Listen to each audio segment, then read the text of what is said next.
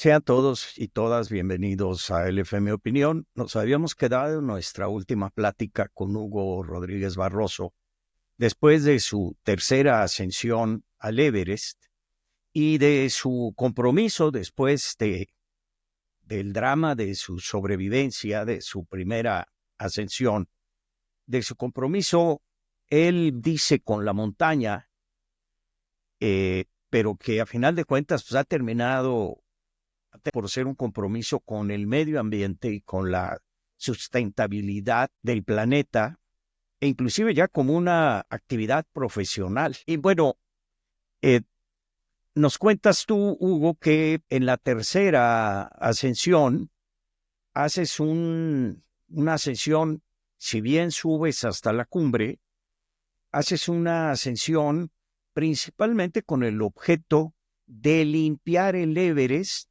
porque resulta que los que van subiendo, pues van dejando ahí, ahora sí que van tirando lo que ya no les sirve. Por ejemplo, los tanques de oxígeno, pues no los bajan, sino que los dejan ahí. Y resulta que tú eres la primera persona que organiza específicamente un ascenso ecológico al Everest con el objeto de limpiar el Everest de esa basura. Y eso te lleva, ahora sí, ya hablando en términos de tu proyecto de vida, no deportivo, sino económico, profesional, económico de economía, no de tu profesión como economista, no nada más como proyecto de vida, a desarrollar todo un modelo, perdón, de desarrollo o de economía sustentable. Si nos quieres, por favor, explicar cómo juntas una cosa con otra y en qué deviene y qué debemos de entender por economía sustentable, no nada más de las naciones, sino también de las personas. Es correcto. Sí, efectivamente, esa tercera expedición, eh, que el ascenso fue a la Cumbre Sur, el propósito, digamos, el objetivo principal fue el poder bajar la mayor cantidad de residuos desde el campo 4. Ahora, eh, pues me concentré en tanques de oxígeno porque imagínense lo que es bajar basura en una mochila. Pues había de todo, había pedazos de tienda, había pedazos de cuerda, había equipo ahí tirado. Era basura de gente de muchos otros países, principalmente yo creo por el número de montañistas de europeos, de norteamericanos, bueno, estadounidenses, en fin. Y sí, lo que bajamos fueron tanques de oxígeno porque era lo más fácil de meter en la mochila y bajar. Entonces, terminamos acumulando más de 200 kilos de basura en el campo base. Eh, y de ahí, eh, toda la basura ya se concentró. Había otra expedición ecológica, que era una expedición estadounidense, y ahí ya se unieron los esfuerzos, se bajó se sacó la basura de la montaña hasta llevarla a Katmandú. Eh, Ahora, como tú bien lo indicas, la parte, digamos, de esa expedición ecológica le da otro carisma también a mis proyectos, porque cuando yo presentí que ya difícilmente podría seguir yendo al Everest a hacer expediciones, porque hay que decirlo que se necesita de patrocinio. O sea, todas estas expediciones son muy caras.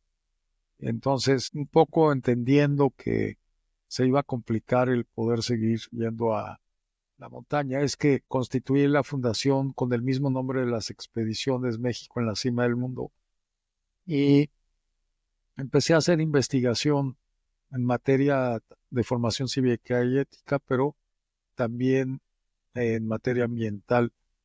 Así que pronto pude publicar un plan maestro que se llama Mundo 2100, que hacía una propuesta integral y multidisciplinaria sobre los temas que se debían de abordar para poder frenar el avance del cambio climático. Ese plan lo publiqué en el año 2005. Previo a eso, en el año 2002, publiqué un plan maestro de formación cívica y ética, porque los dos van vinculados.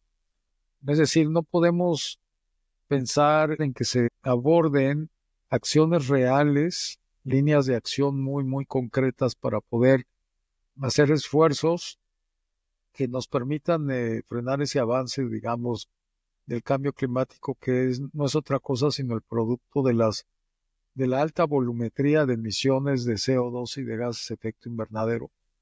Si no tenemos conciencia, y la conciencia se nutre de la formación cívica y ética, se nutre de los valores, y por supuesto se nutre de la educación, no escolaridad, de la educación y ejemplo que nos dan nuestros padres, que nos dan nuestros jefes.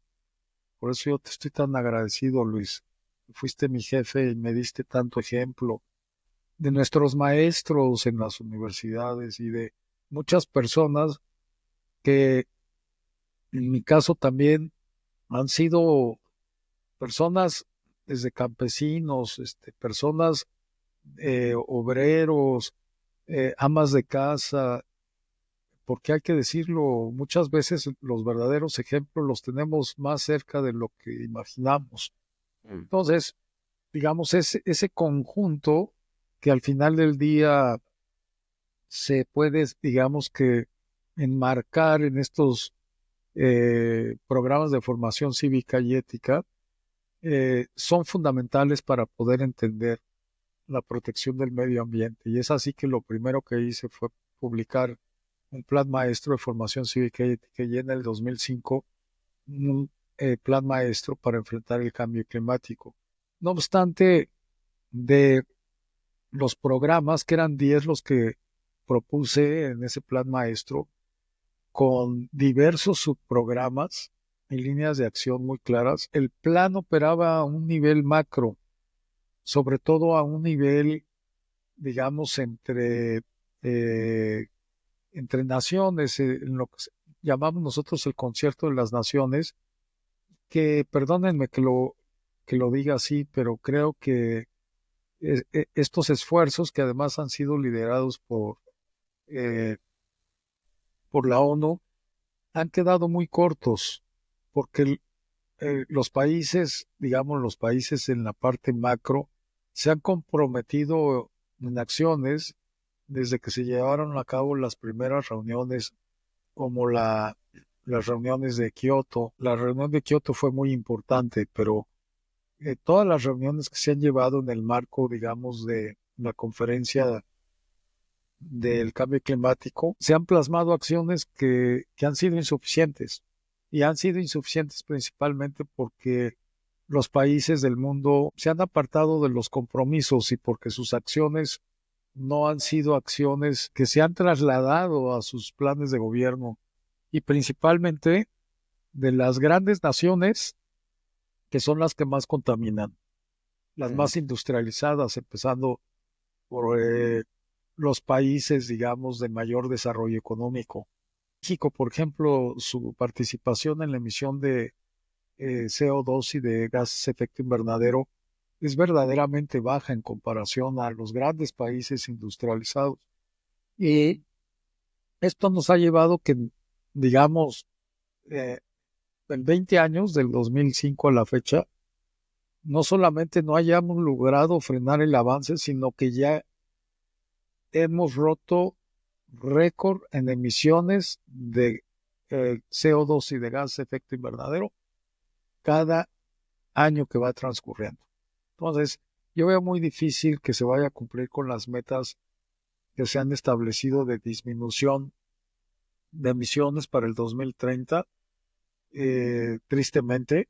Ya Y de ahí años, ¿no? estamos rebasados. Y de ahí es que al ver que teníamos que ir, digamos, a una aproximación verdaderamente distinta e innovadora, es que en los años siguientes me dediqué a estudiar y luego a desarrollar esta teoría de sustentabilidad individual, en la que incluso pues pude compartir muchos contenidos, pensamientos, gracias a ti en artículos. Y de ahí, pues bueno, lo llevé a un nivel de, digamos, especificidad que me permitió diseñar un nuevo índice de medición de afectación al planeta. Y esto surgió porque hubo un momento en donde yo me pregunté, bueno, yo me considero ambientalista, pero realmente seré una persona que no afecta tanto al planeta porque, porque al final del día, pues todos los seres humanos de manera directa o indirecta afectamos al planeta, pero hay unos que le afectamos más que otros por nuestro estilo de vida y por nuestros hábitos de consumo.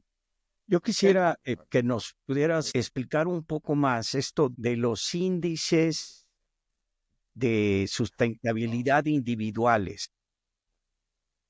Es una forma en donde cada uno de nosotros pudiéramos medir qué tanto afectamos al planeta con nuestra forma de vida.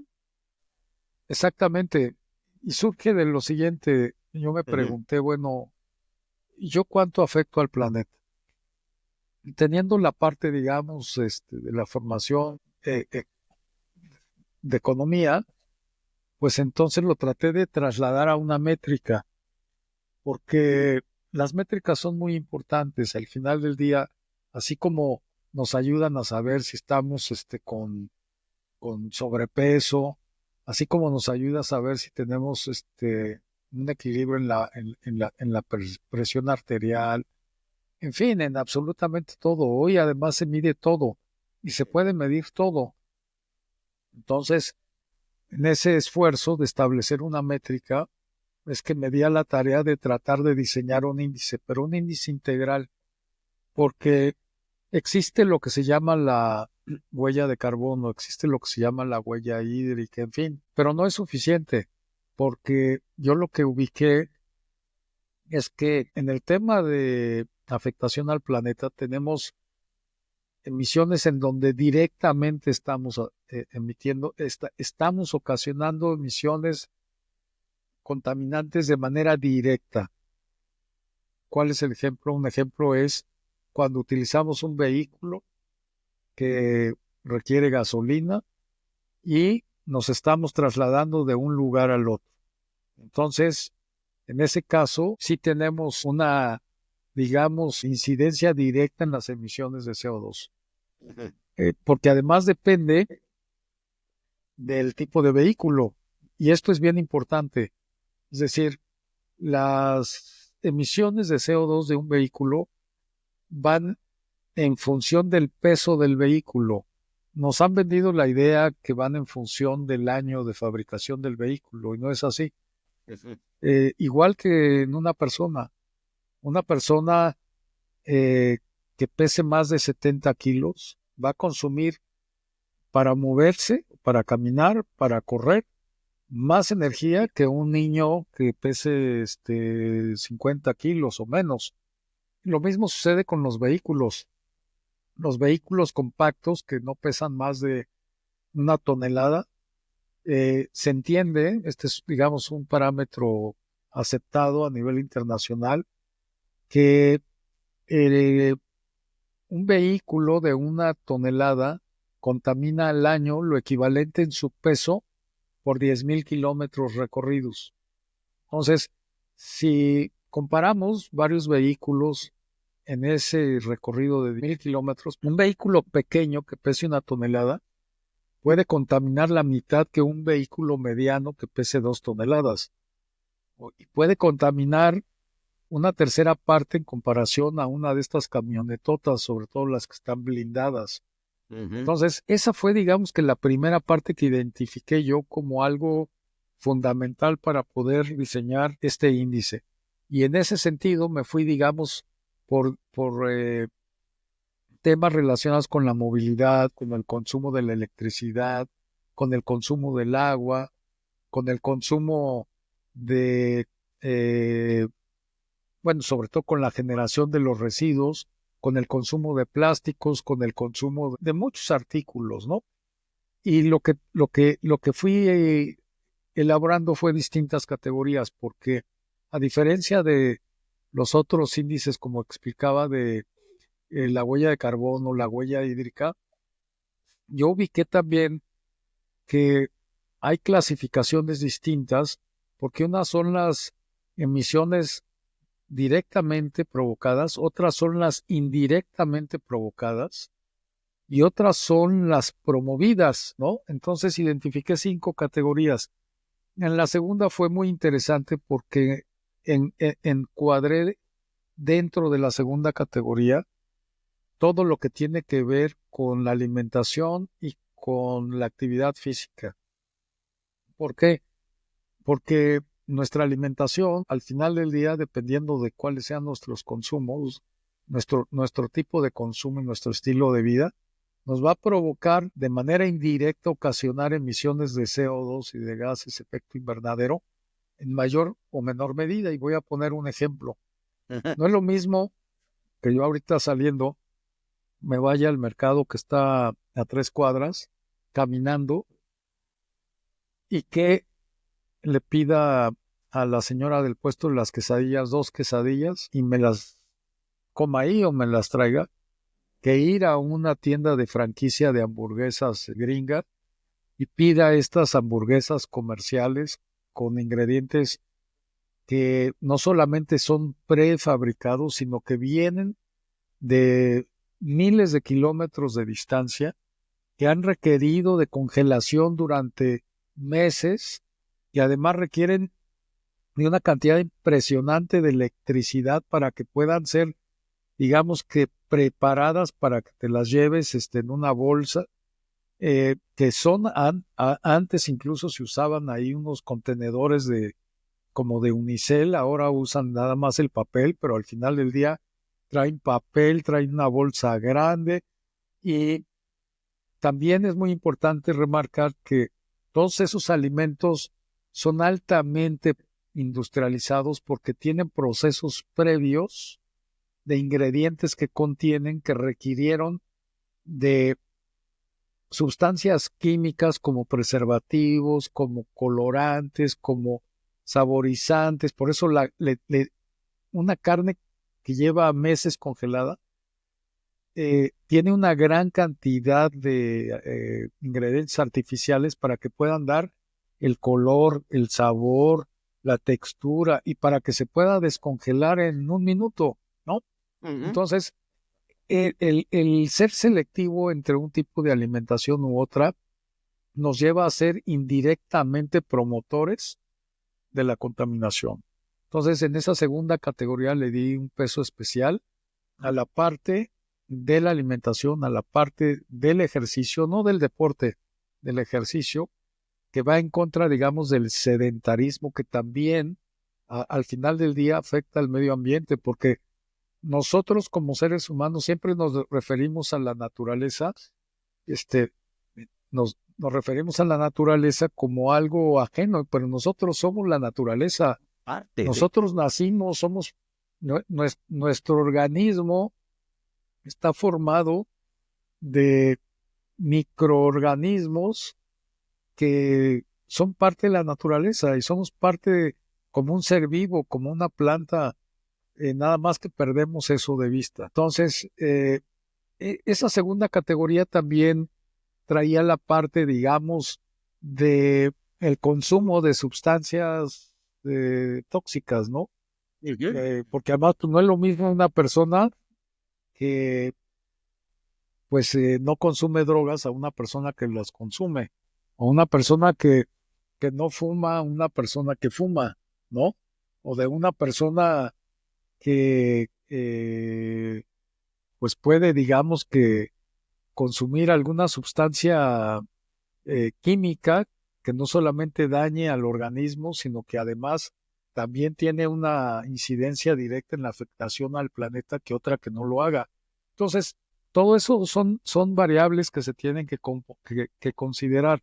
En una tercera clasificación, tomé en cuenta, como lo comentábamos, y como esto yo creo que tú lo puedes ejemplificar mejor por tu, digamos, filosofía de vida y por tu estilo de vida, que influye mucho la conciencia que tenga uno en la parte ecológica, la educación que tiene uno, ¿no? Eh, y también, desde luego, el compromiso como ciudadano, no solo con tu país, sino ciudadano del mundo, para poder, pues, buscar el cambio. Y en otra cuarta y quinta categoría ya incluí variables más relacionadas incluso con el tema de qué tanto promovemos el medio ambiente, ¿no?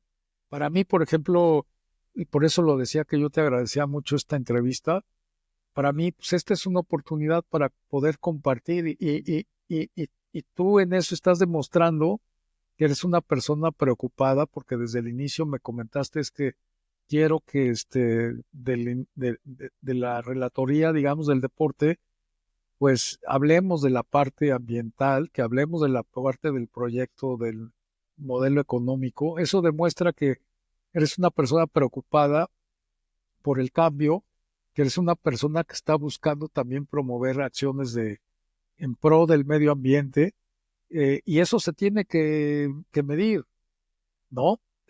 Hay líderes de otros países que hoy mismo están negando que existe el cambio climático, ¿no? Que es tanto, digamos, los intereses económicos que deben de preservar, que están dando un paso atrás con acciones que ya se venían desarrollando y que sobre todo quien ha tomado mal liderazgo en esto son los países europeos, cuando además no estamos viendo que hay una oportunidad de oro de incursionar en esta nueva era económica, que es la era económica de la sostenibilidad. Entonces eso se tiene que medir. Al final del día, estructuré este índice en 5 categorías y por supuesto les tenía que dar un peso distinto a cada categoría, porque pues la que más peso tiene es esa en la que uno está eh, emitiendo directamente las emisiones, ¿no? Y otro peso, pero más bajo, es cuando uno está indirectamente promoviendo que otros emitan las emisiones, ¿no? Y otro peso más bajo también que los dos anteriores es cuando uno carece de toda esta conciencia y de toda esta, digamos, fuerza por buscar promover acciones que nos ayuden a entrar en una nueva era eh, de económica, tiene que ver con la sustentabilidad. Hugo, pero este índice o indicador de, digamos, daños al planeta, no nada más es para las personas, también puede ser para las naciones. Si le pudieras aplicar los mismos indicadores a una nación para ver si está cumpliendo con sus compromisos o tendría que ser otro sistema de indicadores. No, fíjate que lo que acabas de mencionar es exactamente así, ¿no? Tienes toda, perdón, tienes toda la razón y además eso demuestra el nivel de comprensión que tienes de este índice, porque efectivamente cuando terminé de diseñarlo, en donde además ya para el resultado lo que hice fue establecer 4, digamos, por así mencionarlo, niveles en Ujú. función del puntaje que se obtenía. Una es, lo llamé ecológico, otra tolerable, otro dañino para el planeta y otro altamente dañino para el planeta. La mayoría de las personas nos podemos mover entre el límite superior del ecológico y el tolerable.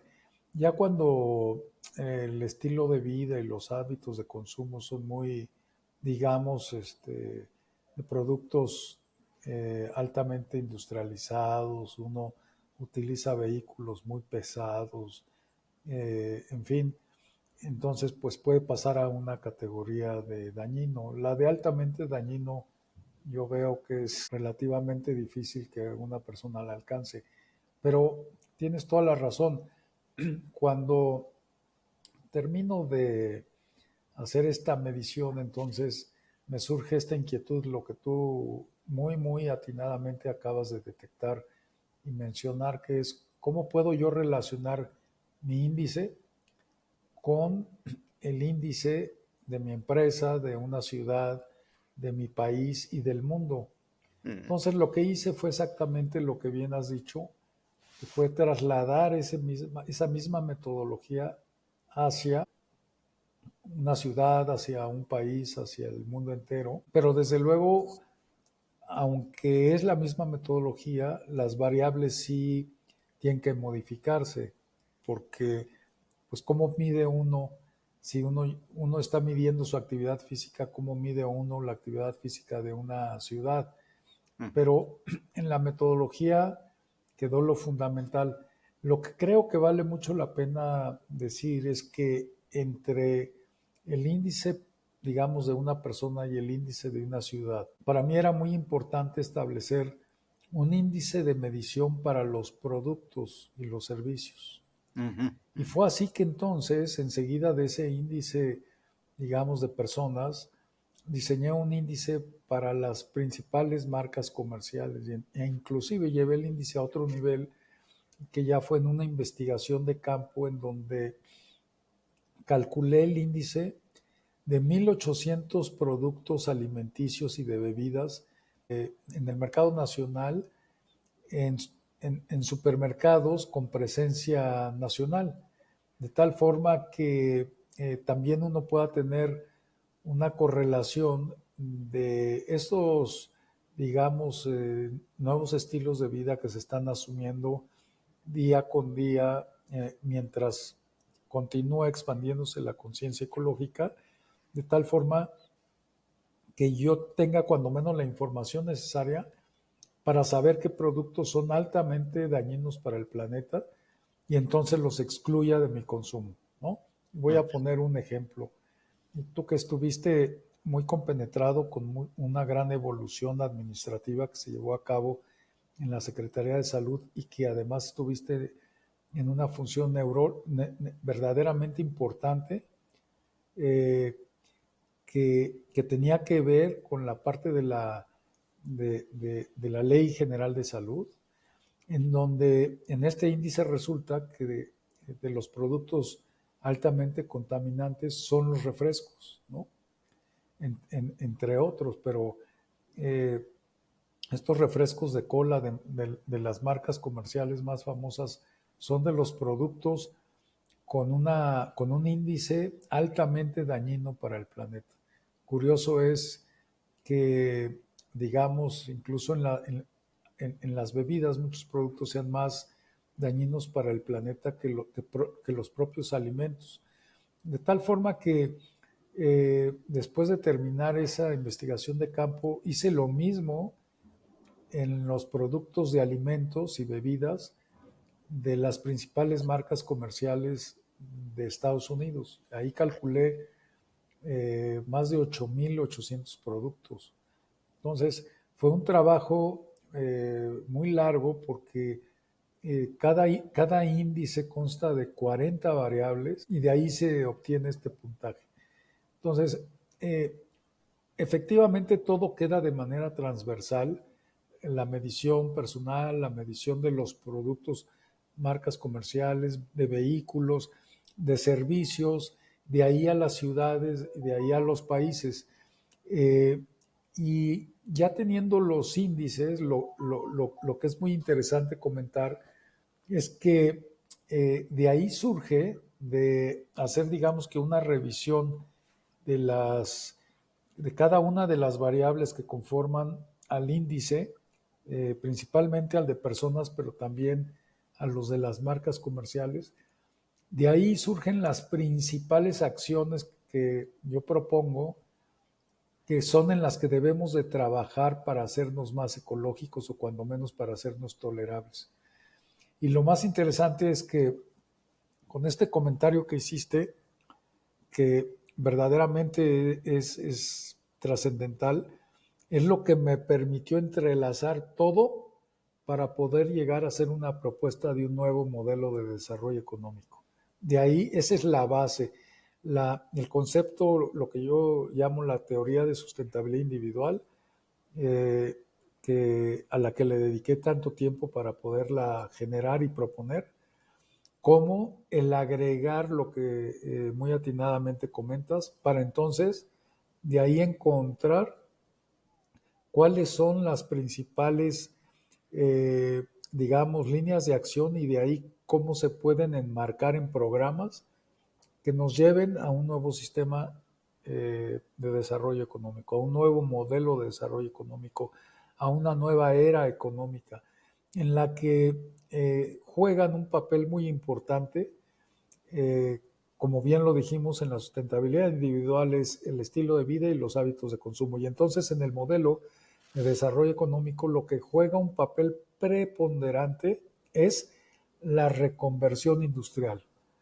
Entonces, si entendemos a la reconversión industrial como una respuesta favorable al consumidor que está tratando de migrar de un estilo de vida y de hábitos de consumo que son dañinos para el planeta hacia uno que cuando menos es tolerable, pues eso implica un enorme crecimiento económico, porque simplemente imaginemos esta reconversión industrial, las nuevas oportunidades que va a generar de nuevos productos, de nuevos servicios, más alineados con una no solo conciencia ecológica, sino verdadera vida y actitud ecológica, que tendrían que estar ofreciéndose en el mercado bajo este nuevo concepto. Ahora, en esta reconversión industrial, y lo voy a recalcar porque pareciese que esto es una gran carga de inversión, cuando no lo es, juega un papel fundamental el acelerar la transición energética, el hacer una reconfiguración del transporte multimodal, el cuidar de manera racional y con tecnología el reaprovechamiento del agua.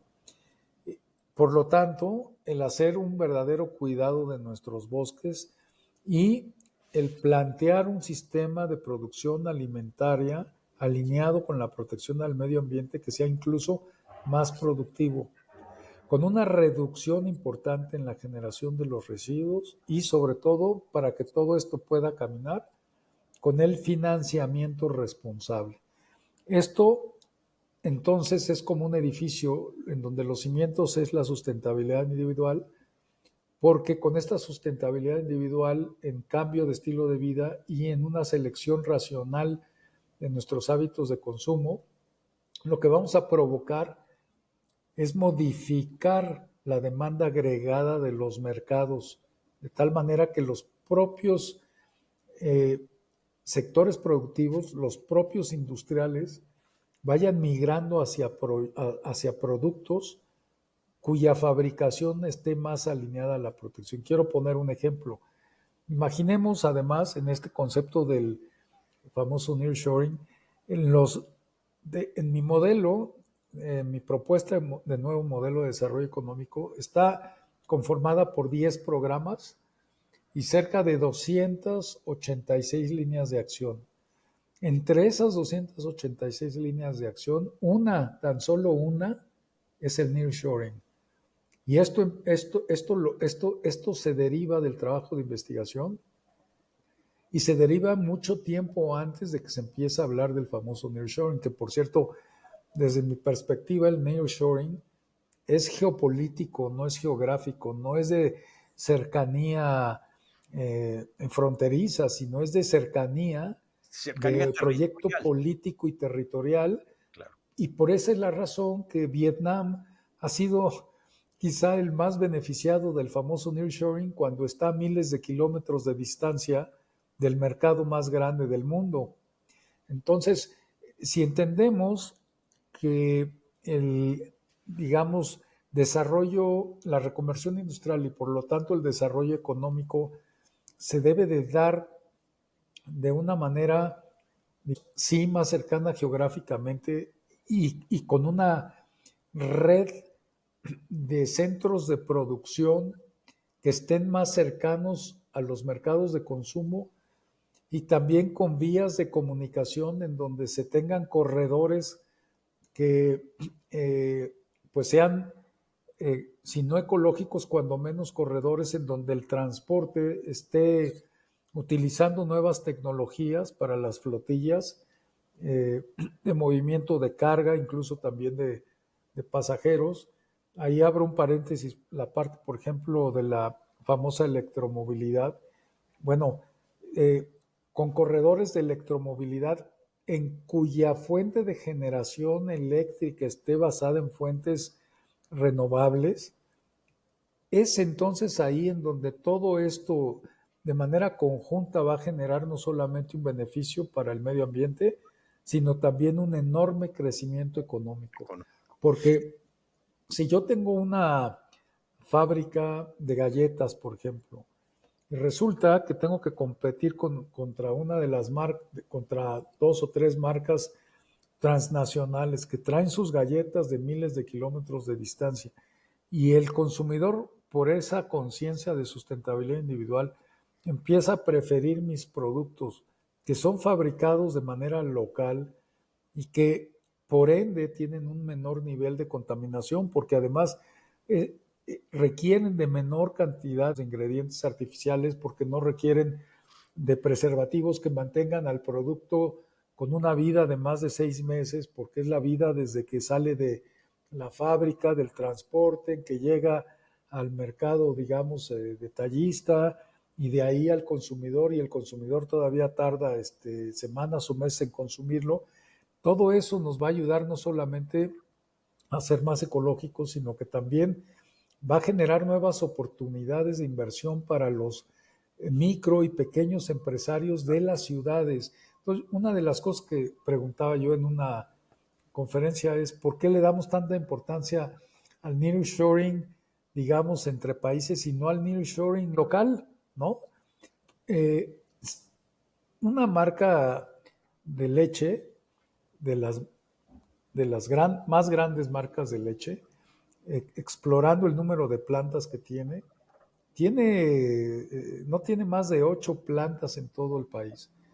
Y si nosotros tomamos un vuelo de Cancún a Tijuana, el vuelo podría estar recorriendo de entre 4.500 kilómetros y 5.000 kilómetros. Y entonces la pregunta es, ¿y cómo en un territorio con la orografía que tiene nuestro país, cómo existen 6, 7, 8 plantas en una empresa tan grande?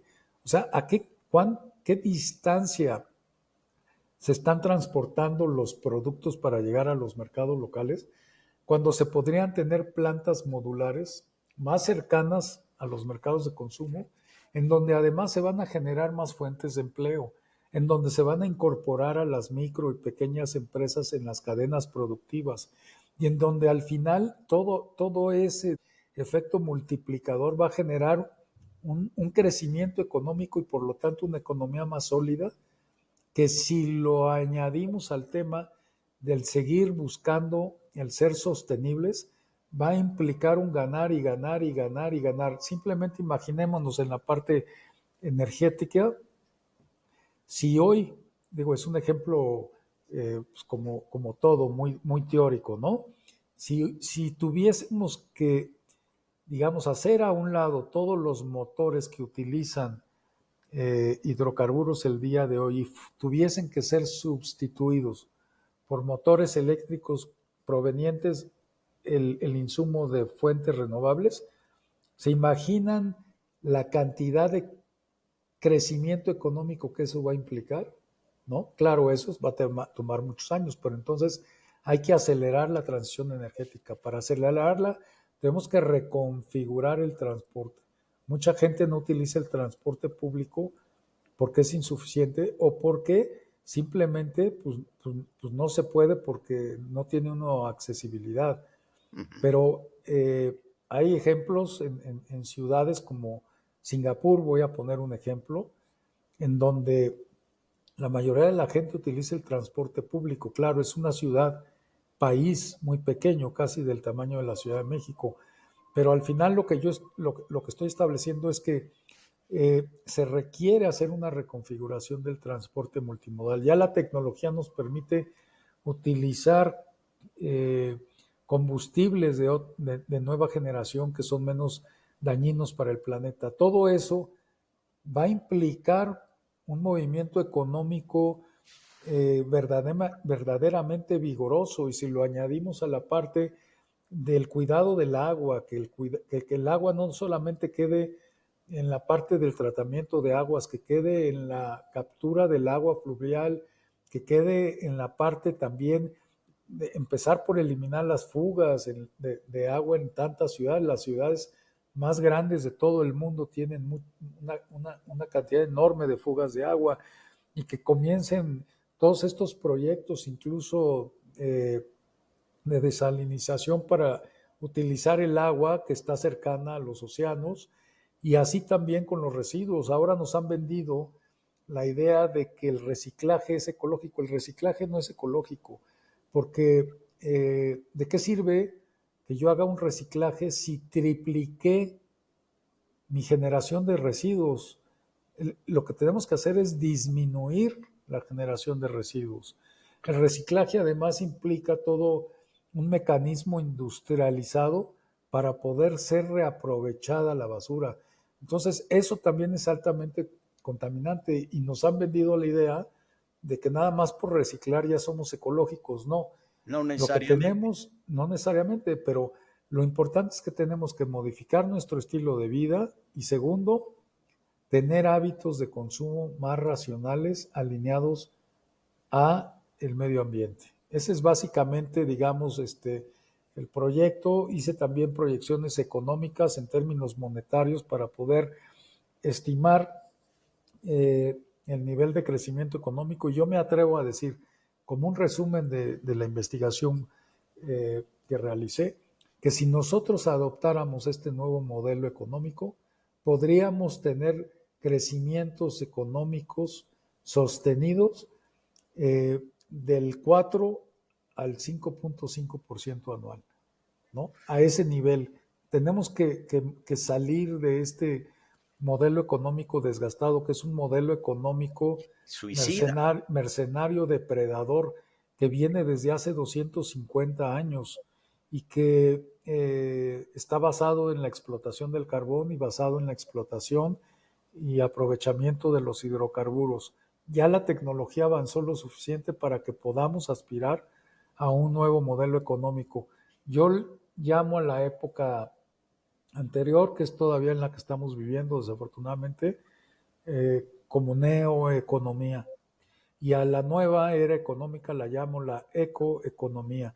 Eco. Haciendo también ya en el último comentario, para no quitarles más el tiempo, que para mí el tema de esta nueva propuesta de economía circular, que es muy aplicable en el tema de todo lo que tiene que ver con el manejo de los residuos, para mí no es suficiente para que podamos aspirar a un modelo económico cada vez más sostenible. Pienso que tenemos que irnos a otro nivel, y por eso es que al final del día surgió esta propuesta, eh, para poder lograr no solamente la preservación de nuestro medio ambiente, frenar el avance del cambio climático, sino sobre todo para lograr el crecimiento económico, de ahí para lograr el desarrollo, y de ahí para alcanzar el progreso. Muy bien. Hugo, para la gente que nos escucha, quien quisiera ahondar un poquito más en el tema, eh, ¿dónde puede encontrar información de toda esta investigación tuya? Sé que tienes una fundación, que tienes página, que has publicado libros. Si nos puedes orientar un poco a los que quieran ahondar más en el tema. Muchas gracias, Luis, eres muy amable. Tengo una publicación que de hecho está en Amazon, es la más reciente. En esta viene pues esta relatoría de estas experiencias deportivas, pero en la última parte vienen 3 apéndices y el apéndice 1 es precisamente el que hace un resumen del proyecto de investigación. El libro se llama Hacia el Triunfo y se puede encontrar en Amazon. En este mismo libro vienen varios enlaces en donde se puede tener acceso al índice de medición y también a la liga en donde se puede revisar todo el proyecto de investigación que está contenido en un documento de unas 670 páginas. Entonces, en este libro solo viene un resumen ejecutivo del proyecto de investigación y ahí puede ser consultado todo lo que tiene que ver con este proyecto y esta propuesta. Muy bien. Pues Hugo, ha sido muy interesante desde tu, tu aventura deportiva y de vida, tu experiencia de vida, de sobrevivencia, hasta llegar a traducir toda esa experiencia en un proyecto de nuevo modelo económico de desarrollo sustentable, tanto a nivel individual como a nivel nación y a nivel empresa, porque me llamó mucho la atención, ¿no? De que también se puede medir si mi empresa es una empresa depredadora del medio ambiente o una empresa que no, que al contrario, que la fortalece y la conserva, ¿no? Te agradecemos mucho. eh, Eres un ejemplo además para las juventudes y bueno, por supuesto, sabes el aprecio que tengo desde hace muchos años, así que ahora pues te lo tengo doblemente por Igual. habernos aceptado esta invitación. Gracias, Luis, por todo. Sabes que te tengo también un enorme aprecio, una admiración que va a ser permanente. Y muchas gracias a todas las personas que nos escucharon. Yo les deseo lo mejor a todos y que verdaderamente tengamos un momento para reflexionar. Creo que vale la pena hacer ese esfuerzo de eh, ver de qué manera podemos mejorar nuestro estilo de vida y sobre todo de modificar nuestros hábitos de consumo. Muchas gracias por todo, Luis. Al contrario, gracias a ti y gracias a ustedes que nos acompañaron en estos dos programas. Creo que el título del libro que nos mostró Hugo habla de lo que tenemos que buscar, que es el triunfo, porque no podemos tener un triunfo personal, social, comunitario, si estamos depredando nuestra propia naturaleza, en donde nosotros somos parte de ella. Es decir, nos estamos matando a nosotros mismos, ¿no? Entonces, creo que tenemos que buscar el triunfo, pero tiene que ser un triunfo sustentable. Muchas gracias por acompañarnos y los espero para la próxima. Muchas gracias, Luis. Gracias a todos.